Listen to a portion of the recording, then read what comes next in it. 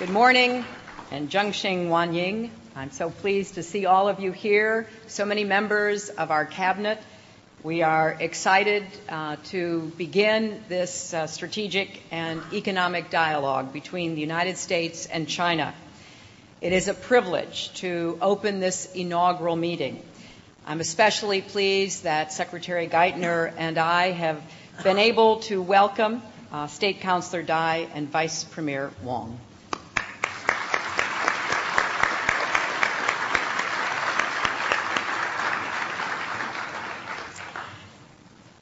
We are looking forward to resuming the very fruitful discussions that we've already had, both Secretary Geithner and myself, and particularly President Obama and President Hu Jintao.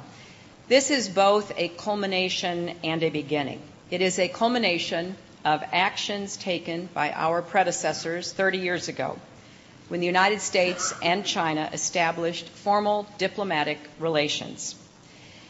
What followed was a blossoming of Chinese economic growth and diplomatic engagement that has allowed our nations to reach this place of opportunity today. But this dialogue also marks the beginning of an unprecedented effort to lay the foundation for a positive, cooperative, and comprehensive U.S.-Chinese relationship in the 21st century. That so many members of President Obama's cabinet are here reflects our belief that a stronger relationship will yield rewards not only for our two nations, but indeed for the world beyond. We believe that in the decades ahead, great countries will be defined less by their power to dominate or divide than by their capacity to solve problems. It is this reality that no country can solve today's challenges alone that demands a new global architecture for progress.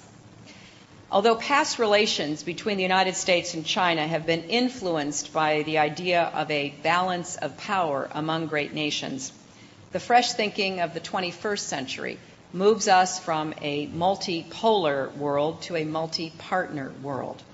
And it is our hope that this dialogue we initiate today will enable us to shape a common agenda.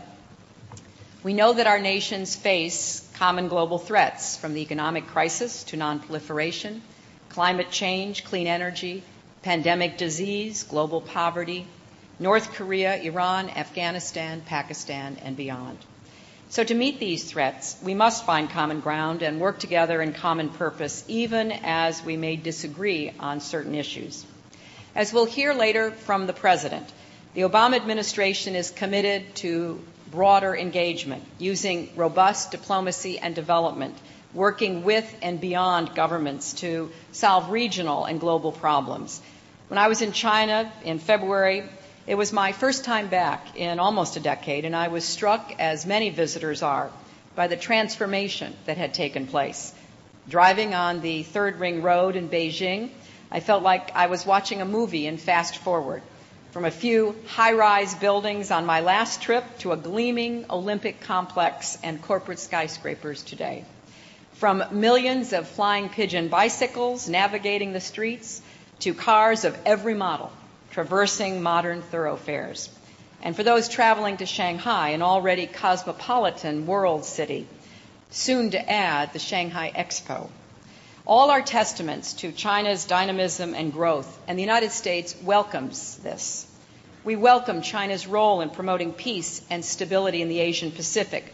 Over the past 30 years, the United States has helped to foster security in the region, and that has been a critical factor in China's growth and an important strategic interest of our own. In the future, we will remain actively engaged in promoting the security of Asia. When misunderstandings or disagreements arise, we will work through them peacefully and through interactive dialogue.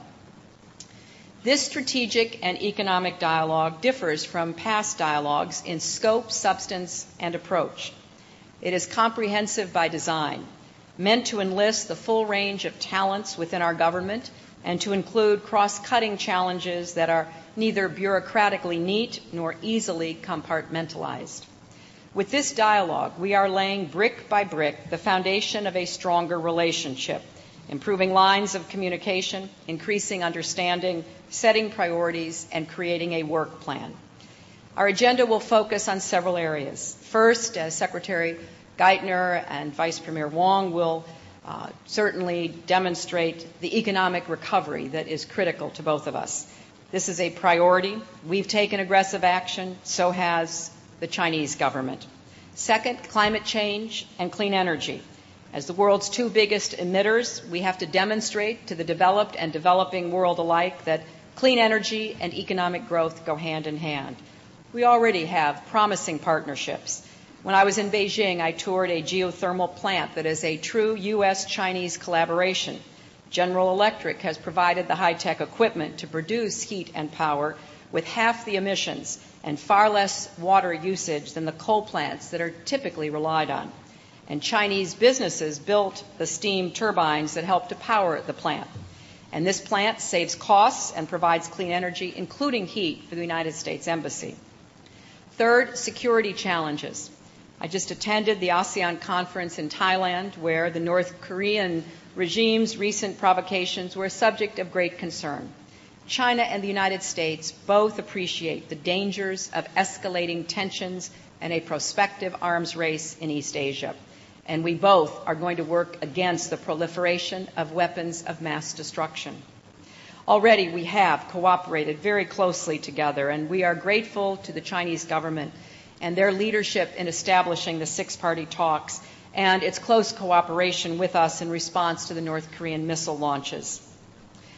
We will also discuss our common concerns about the nuclear weapons capability of Iran and explore ways to address violent extremism and promote stability in Afghanistan and Pakistan.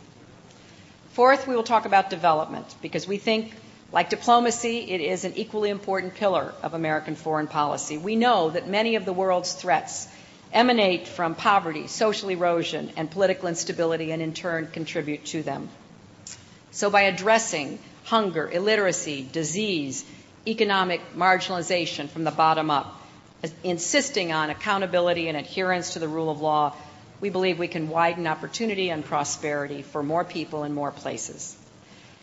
Now, none of these problems, even with our closer cooperation, will be easy to solve. And results will not happen overnight. And we will not always see eye to eye. That is the case in certain instances concerning human rights, where the United States continues to be guided by the ideal of religious and other freedoms that must be respected. Still, solutions to many of the global challenges today are within reach if we work together. Where our interests intersect and where we cannot, we will be honest with each other. A well-known Chinese saying speaks of a sacred mountain in northern China near Confucius's home, and it says, "When people are of one mind and heart, they can move Mount Tai." Now, we cannot expect it to be united on every issue at every turn, but we can be of one mind and heart on the need to find this common ground as we build a common and better future. The Obama administration has embraced this dialogue with China early and energetically because we want to see it bring fruit. This is an issue of great importance to me as Secretary of State. And I look forward to the discussions today and tomorrow and to the follow-up work that we will do together. It is now my great honor to introduce Vice Premier Wong.